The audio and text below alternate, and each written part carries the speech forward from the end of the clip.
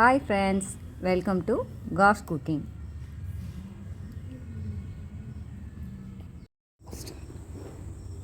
எண்ணெய் ஊற்றி கடுகு போட்டுட்டு சோம்பு போட்டுட்டு பொரிஞ்சோடனே வெங்காயம் மிளகாய் குடமிளகாய் மூணையும் போட்டு நல்லா வணக்குங்க. கொஞ்சம் வணக்கி கொஞ்சம் இதானோடனே தக்காளியை சேர்த்துக்கலாம்.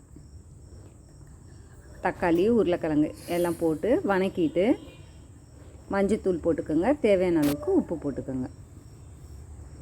அது முடிஞ்சதுக்கப்புறம் ஒரு விசில் கொஞ்சமாக தண்ணி வச்சு ஒரு விசில் இருங்க.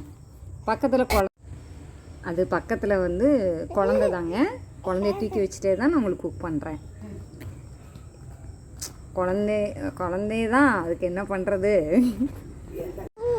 குழந்தை தாங்க. குழந்தைய தூக்கி வச்சுட்டு நான் குக் பண்ணுறேன் உங்களுக்காக. இது நம்ம இப்போ ஒரு விசில் வச்சுட்டு இறக்குறோம் இல்லையா, அதுக்கப்புறம் இது நான் 6 பேருக்கு சமைக்கிறேங்க வீட்டில். நீங்கள் என்ன பண்ணுங்கள், 15 பேர்னால் அதுக்கேற்ற மாதிரி, 2 பேர்னால் அதுக்கேற்ற மாதிரி, தேவைக்கேற்ற மாதிரி நீங்கள் சமைச்சிக்கோங்க. இது இந்த டிஷ் எது எதுக்கு சாப்பிட்லான்னா, சப்பாத்தி, இட்லி, தோசை, புரோட்டா இதுக்கு சாப்பிட்லாம், ரைஸ்க்கும் சாப்பிட்லாம். டேஸ்ட் பண்ணிவிட்டு கமெண்ட்ஸில் போடுங்க. தேங்க்ஸ் ஃபார் வாட்சிங். Bye friends. லைக் பண்ணுங்கள், ஷேர் பண்ணுங்கள், சப்ஸ்கிரைப் பண்ணுங்கள். பிடிச்சிருந்தா ஷேர் பண்ணுங்கள். Bye friends.